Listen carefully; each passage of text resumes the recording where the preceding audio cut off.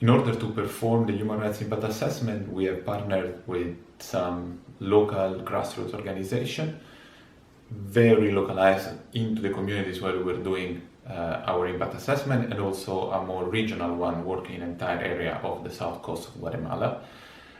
Meanwhile, we also partner with several international NGOs in order to use the data collected in the human rights impact assessment to advocacy and lobby activities, especially on the palm oil industry in general. And we also have developed this very important partner with the main partner of the project, which is Both Hands, which is a Dutch NGO with over 20 years of experience in working in development and cooperation.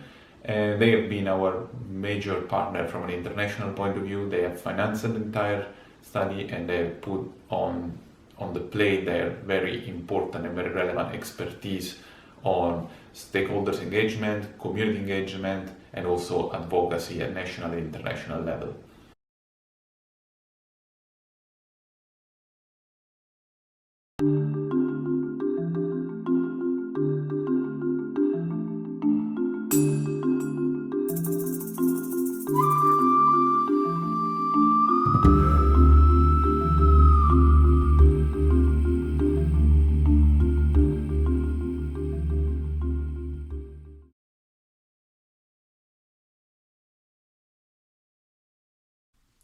During the interview, you need to express yourself in a simple way. The idea is the communication with the population and with the people interviewed was the most fluent and simple possible.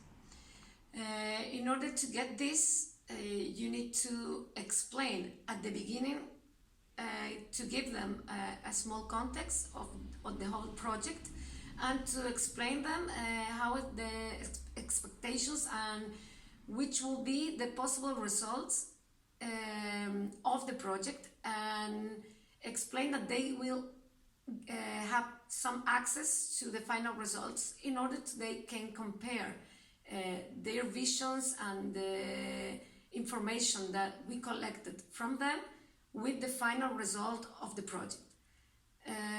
In order to get this, you need to understand the complete background and the complete context of the situation in order to be the most clear possible with them. To engage and communicate with the local communities during the process of the human rights impact assessment, we had to develop first a research and knowledge process in order to get conscious and know the reality of the particular local community. In this case, the two parts or the two areas which were evaluated in Guatemala.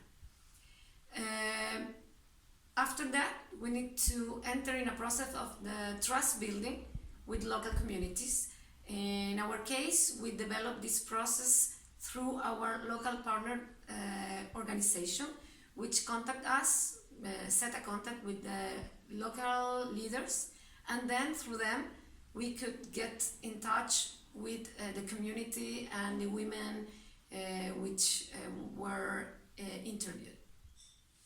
For a proper communication with the communities and with the people who will be interviewed, we spent 3 months living with them in their own houses, with some local leaders and with some of the women who were being interviewed.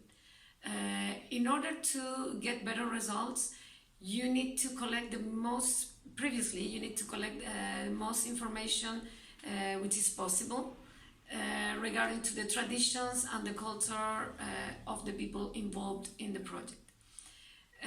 You can also need some translators or some interpreters to understand some people and get them also to understand you with some people who speaks native or indigenous languages. In the case of Guatemala, in the area that we work, we had at least like 5 different ethnic groups. So we need to be aware about the differences between cultures and languages. In some cases, we were helped and supported by some relatives, and in other cases, from other people of the community.